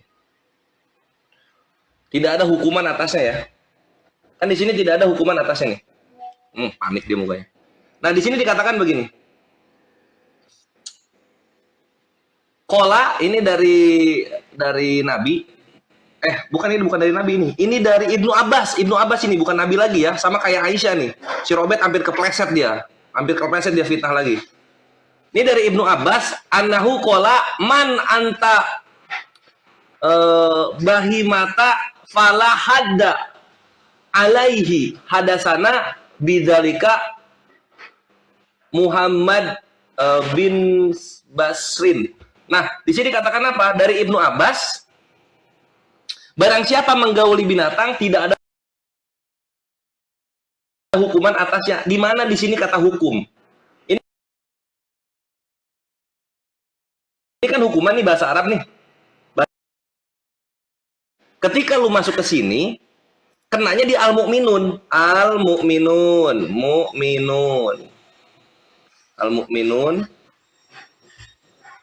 Surah Al-Mu'minun ya. Ayat tunggu. 5 sampai 6. Kita 5-nya. Yang halal dalam Islam dan orang-orang yang menjaga kemaluannya kecuali terhadap istri-istri mereka atau hamba sahaya yang mereka miliki. Sesungguhnya mereka tidak tercela karena menggaulinya. Jadi nggak ada binatang di sini. Ini Robert lupa ini. Aduh, menggauli binatang katanya, Bre. Menggauli binatang lupa dia. Ini kenapa ya? Kenapa? Ini jangan lu buta huruf lagi lu di sini lo. Kalau misalnya menggauli binatang itu nggak ada hukumnya sesuai terjemahan yang lu mau, kenapa lu malah marah-marah? Bukankah di 19 nomor 7 di sini ada perkawinan binatang? Anak domba telah tiba. Biar. Kalau benar terjemahan yang lu mau, harusnya lu seneng karena ini harusnya nggak dikebiri ini atau nggak dihukumi cambuk atau dirajam karena ini ada yang kawin binatang di sini. Ada yang kawin di sini binatang, perkawinan anak domba. Buta huruf, tiba-tiba buta huruf. Tiba-tiba buta huruf, Robert. Sekarang akil balik, Bet. Akil balik sekarang, Bet. Perhatikan di sini, Bet. Kalau memang akil balik itu langsung bisa prot-prot, perhatikan ini. Ini dari Katolik lagi ya. Ini Katolik, sejarahnya Yosef. Yosef hidup 40 tahun tanpa menikah. Setelah itu istrinya tetap berada di asuhannya selama 49 tahun. Artinya 40 tambah 49, 89. Lalu meninggal. Setahun setelah kematiannya, ibu saya, Santa Maria, dipercayakan kepadanya. Artinya umur Robert 90. Umur Robert 90. Ia tinggal selama 2 tahun di rumah Yusuf. 2 tahun. Pada tahun ketiga, ia bersama Yusuf pada usia 15 tahun, ia melahirkan saya. Artinya Yosef sama Maria itu tidak prot-prot ketika di umur 12. Kita lihat Matius 1:25. Mana Matius 1:25 ini? Matius 1:25. Tetapi tidak bersetubuh dengan dia sampai ia melahirkan anaknya. Yosef 90 tahun, Maria 15 tahun, prot-prot. Ini pedo nggak sih jatuhnya? Pedo nggak itu? Gue nanya, pedo nggak ini? Kakek-kakek 90 tahun, prot-prot sama Maria di umur 15 tahun. Kalau Nabi kami kan Aisyah 9. Nabi kami 40, ini Yosef 90. Anjir. Gua bongkar lagi aibnya.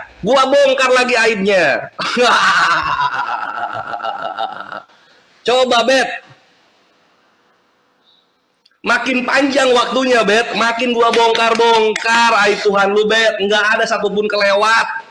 Sekarang kalian udah tahu ya kawan-kawan, baik Muslim maupun Kristen ya, udah tahu kalian gimana umur pernikahan di dalam Kristen ternyata lebih brutal dari hujatannya Kristen itu sendiri.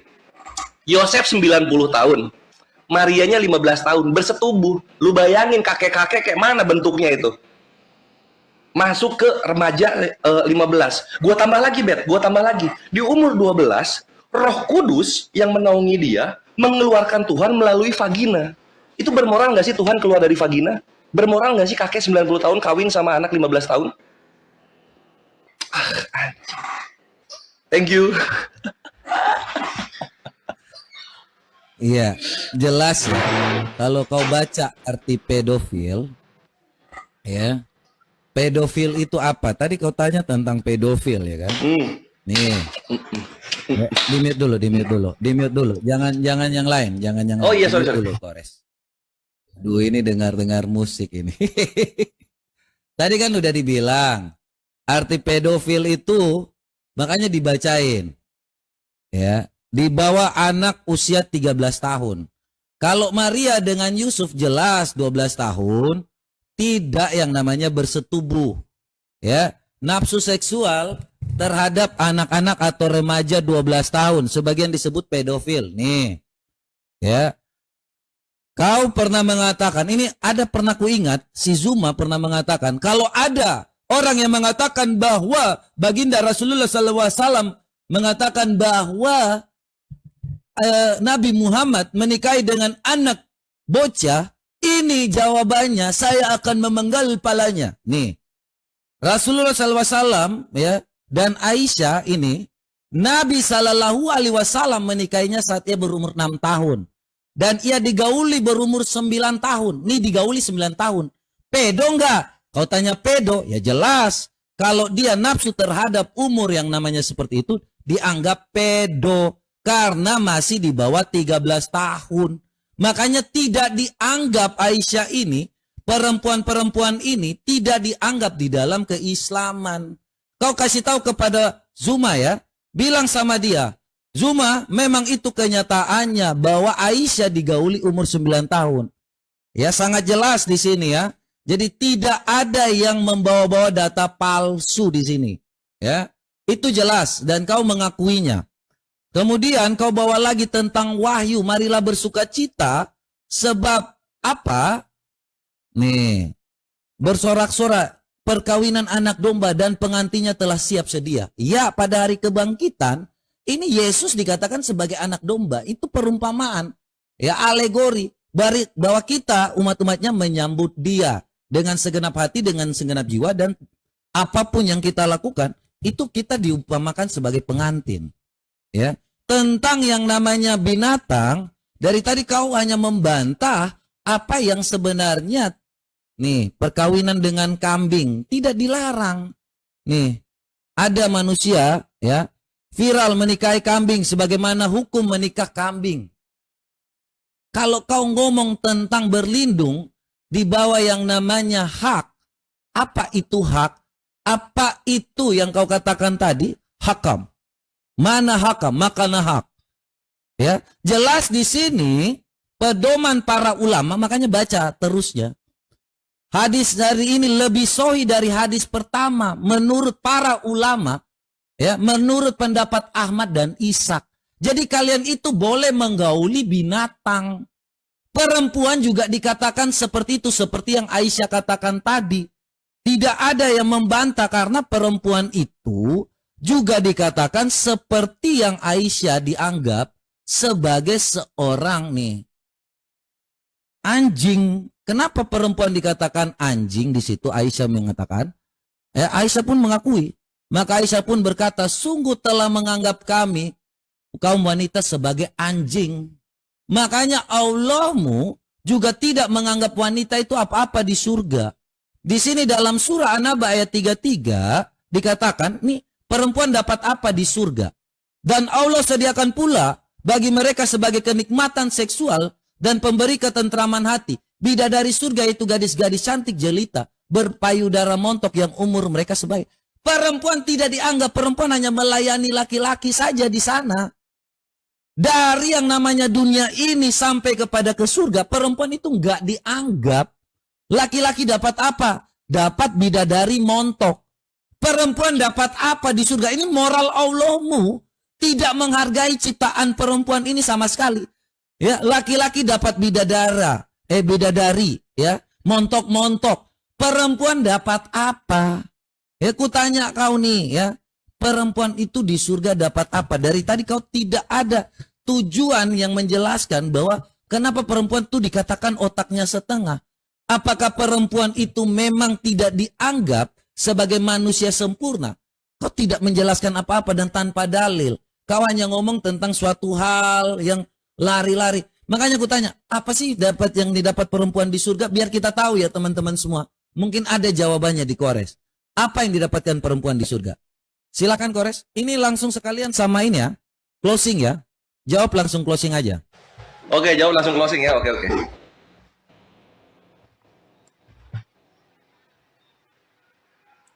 Iya. Mana Bet? Oh ya. Ya, jadi Robert ini keteteran dengan jawaban Kores gitu. Dia minta gua dalil dalam menjawab, padahal dia bawa dalil itu udah ada penjelasannya gitu loh.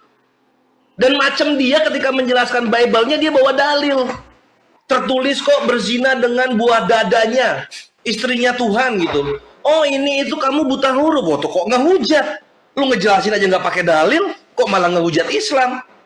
Urusin moral Tuhan lu, bre. Urusin moral Tuhan lu, baru lu bahas Islam.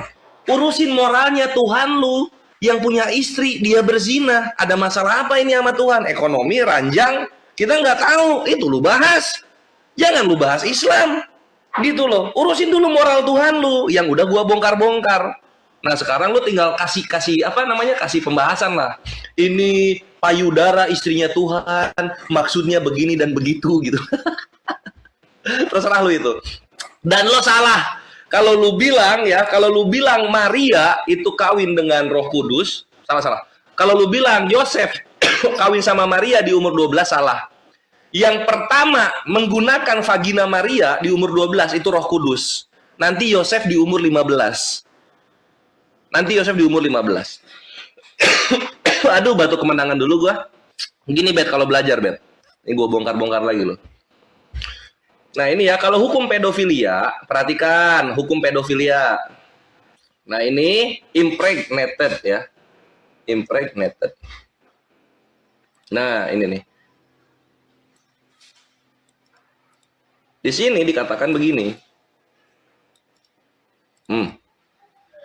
Penjelasan untuk Matius 1:18 ya.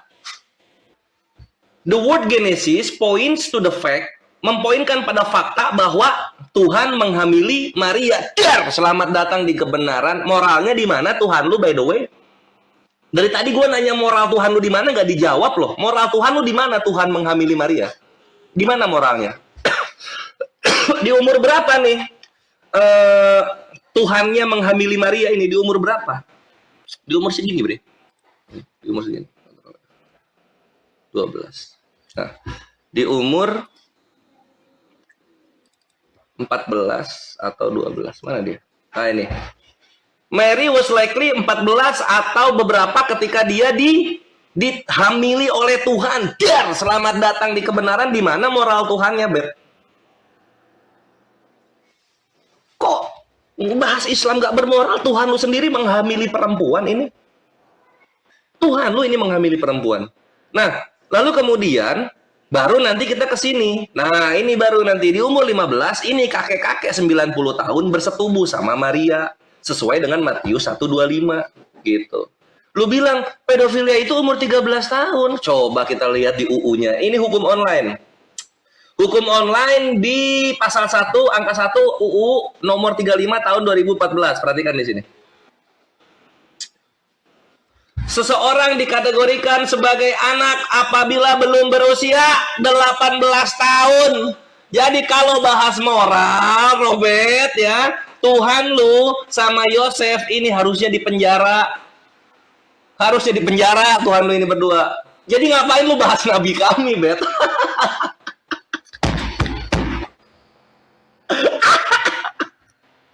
Jadi lu ngapain lu bahas nabi kami ketika Tuhan lu sendiri, pribadi ketiga dari Tuhan lu ternyata menghamili Maria sesuai Matius 1:18 di umur 14 tahun. Anjir, data Kores memang menyakitkan, Bre.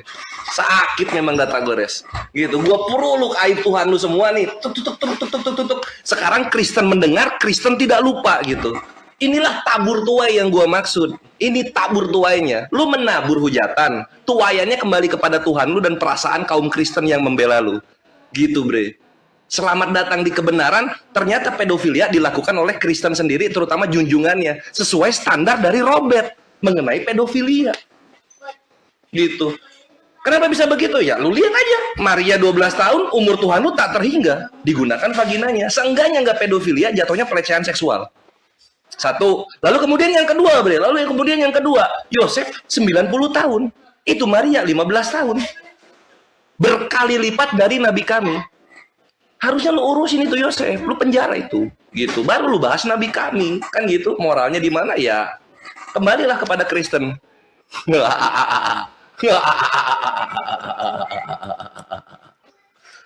Oh, mantap semua, Bre. Thank you. Selamat datang di kebenaran.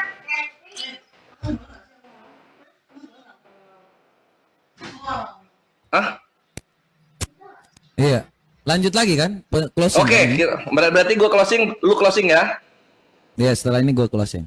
Sip.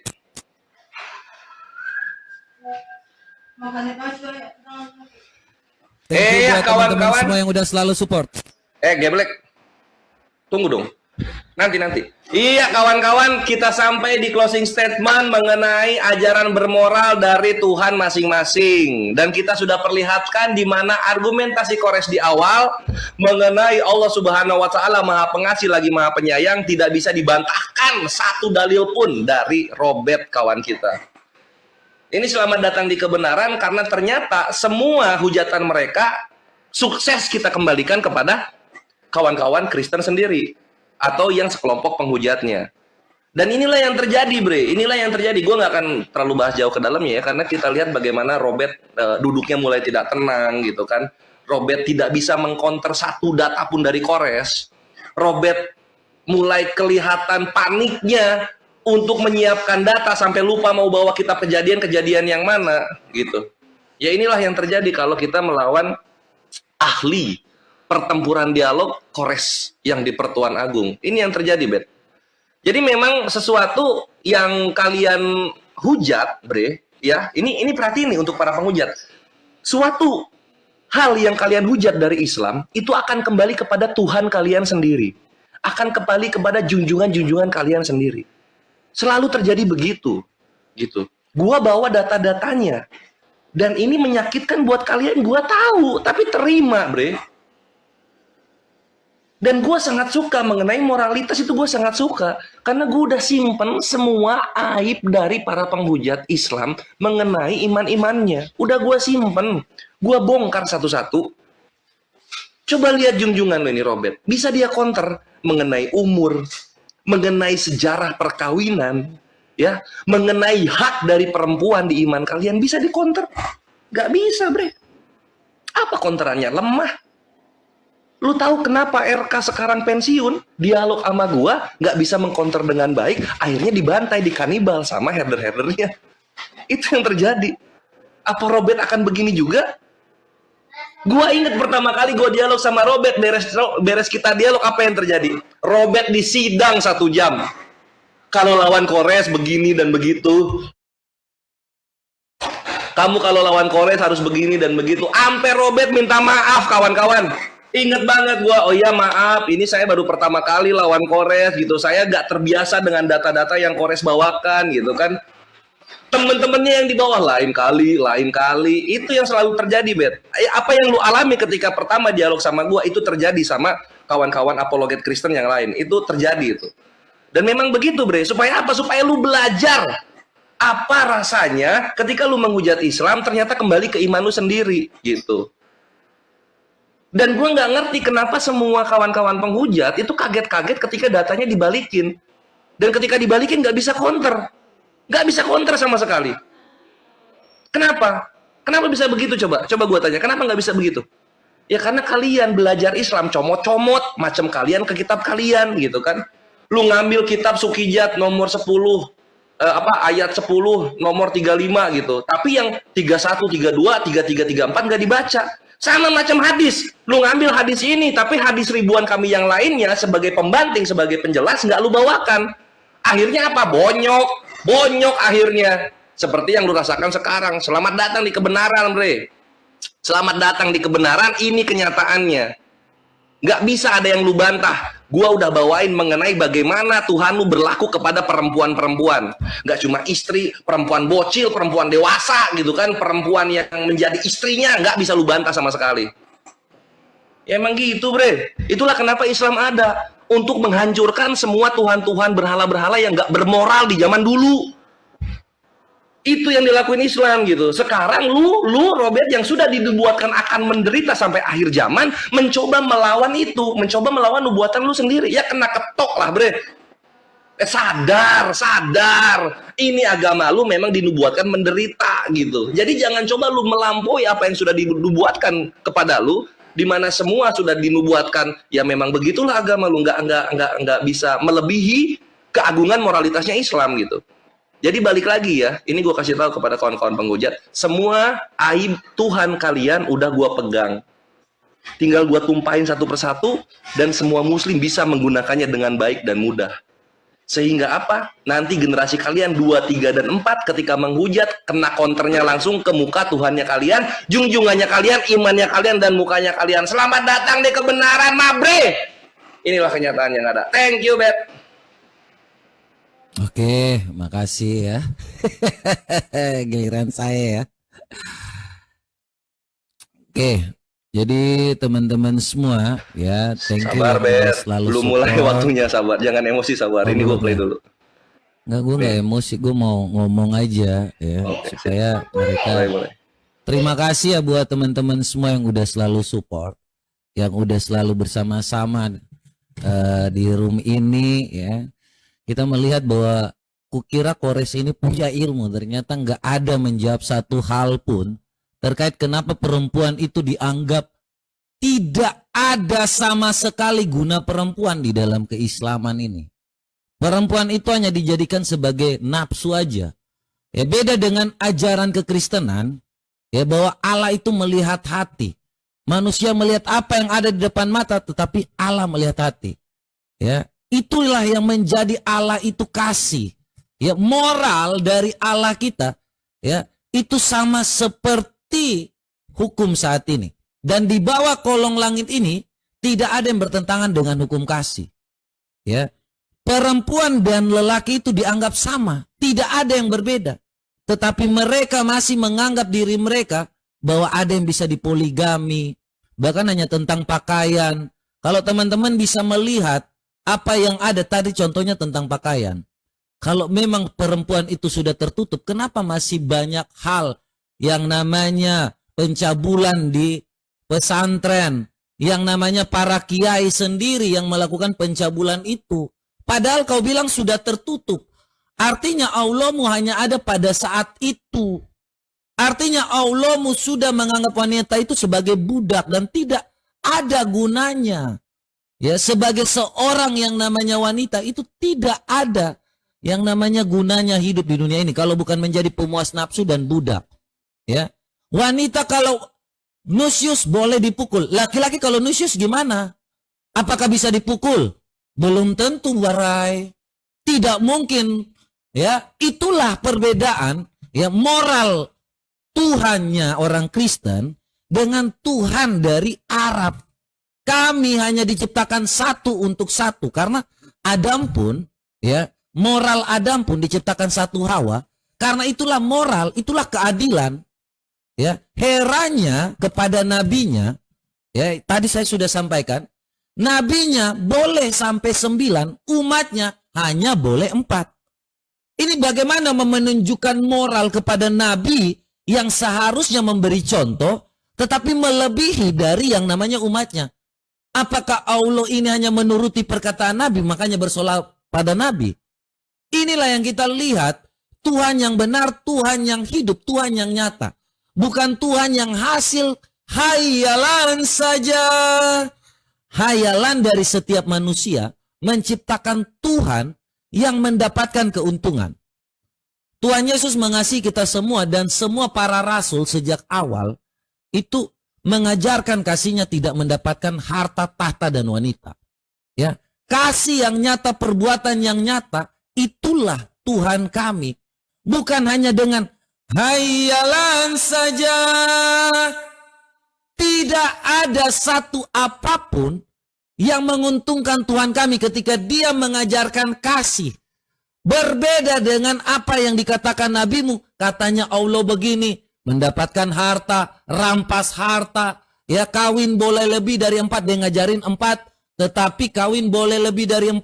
Dia ngajarin bahwa orang-orang ini harus membayar yang namanya mahar kepada istrinya. Istri-istrinya dibayar maharnya atau tidak. Itulah perbedaan antara siapa yang mengajarkan kebenaran dan siapa yang menguntungkan dirinya sendiri. Ya, mengajarkan kebenaran untuk menguntungkan dirinya sendiri. Kita bisa melihat siapa yang mengganti agamanya maka bunuhlah. Ya, itu jelas perbedaan yang nyata, teman-teman. Ya, makanya orang Kristen dimanapun berada, kami selalu mencerdaskan kehidupan bangsa. Dimanapun kami selalu unggul. Kami bukan yang namanya buta huruf. Logikanya gini, coba kalian berpikir secara logika. Bagaimana manusia buta huruf bisa mencerdaskan kehidupan bangsa? Tidak pernah ada, Bray.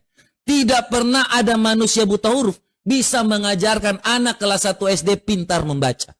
Jadi teman-teman semua, apalagi yang perempuan, Anda baca kitab kalian, membaca dan mengerti. Bukan mengikuti saja. Anda membaca, memahami, baca artinya. Jangan seperti burung beo yang mengikuti saja. Supaya kalian tahu apa yang menjadi akibatnya kalau kalian membaca Al-Quran kalian. Demikian yang dapat saya sampaikan. Ya, jadikanlah semua bangsa muridku dan baptislah mereka dalam nama Bapa, Anak, dan Roh Kudus. Amin. Demikian ya yang dapat saya sampaikan. Thank you buat Kores. Nanti sama-sama Bet, sama-sama Bet. Thank you. Kapan lagi kita bisa? Ya nanti baru diatur ya. Iya, nanti aturin. Lo kan ada apa? Ada yang bantuin admin. Gue juga nanti ada. Ntar ketemuin aja jam berapanya. Oke. Tapi jangan besok banget lah, Bre. Jangan besok banget ya. Bosan minggu depan lah ya. Bosan juga. Sip. Yo, sip. Mohon maaf kalau ada salah kata. Kami mengasihimu. Semoga hidayah Allah sampai kepadamu, Bet. Sama-sama ya. Mohon maaf juga kalau ada salah kata. Saya hanya menjawab segala fitnahan dan mengkonter segala apa yang bisa saya lakukan. Itu. Thank you. God bless, bro. Yuk, sama-sama, Ma Bre.